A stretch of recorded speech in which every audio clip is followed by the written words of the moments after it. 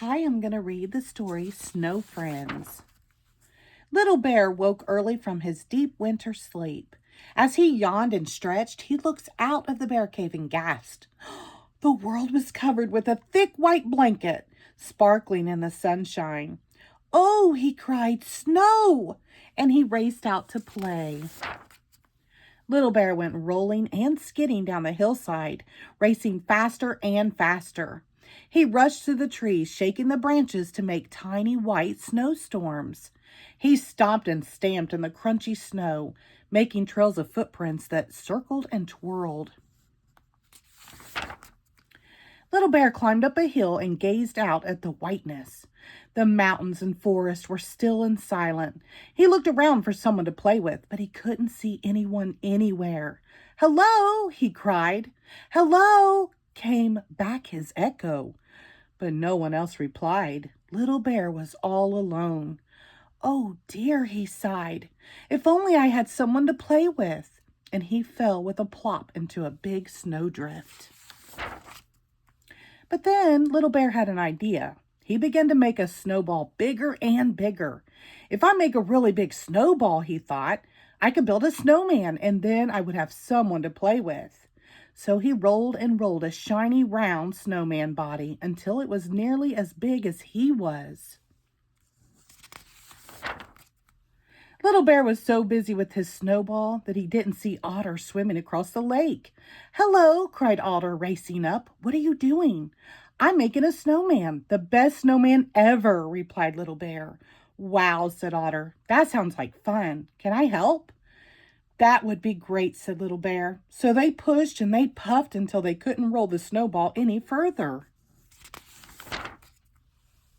Little Bear and Otter stopped for a rest, but just then heard a muffled voice. "Hey, what's going on?" it cried. "Everything's gotten dark." "My snowball's talking," squeaked Little Bear. "No," laughed Otter.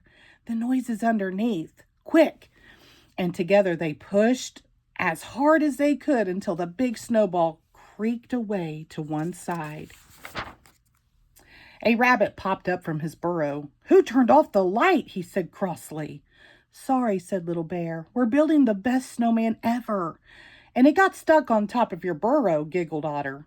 "Funny snowman," said Rabbit, laughing. "It doesn't have a head." "We haven't made his head yet," said Little Bear. "You can help if you like." So Rabbit helped to make the snowman's head and gave him a big happy smile. Then Otter went back to the river for some sticks. Little Bear found a few nuts left in his winter store. Rabbit picked out the very best carrot from his pantry. They built the snowman together with Otter's sticks for arms and the nuts from Little Bear's store for his eyes. Finally, Rabbit climbed on to Little Bear's shoulders and pushed the carrot nose in place. Otter laughed and cheered. "Hooray! The best snowman ever was finished." For the rest of the day, they played with the snowman in the snow. They played hide and seek and chase, and huge snowball fights left them giggling and gasping for breath. At last, as the sky turned orange in the sunset, the three friends talked about what games they would play the next day. "Let's go exploring," said Rabbit. "But what about Snowman?" said Little Bear. "We can't leave him all on his own." "Let's build him a friend then," said Otter. So they rolled and patted and shaped some more until they made a perfect little snowman. By the time they had finished, the stars were twinkling in the sky. Tired and happy, they crashed in a heap and watched with wonder as the snowman and his friend turned to silver in the moonlight. "He's the best snowman in the world," whispered Little Bear. "And he'll never be lonely now that he has a friend," said Otter. "Yes," Rabbit smiled, "just like us." The end.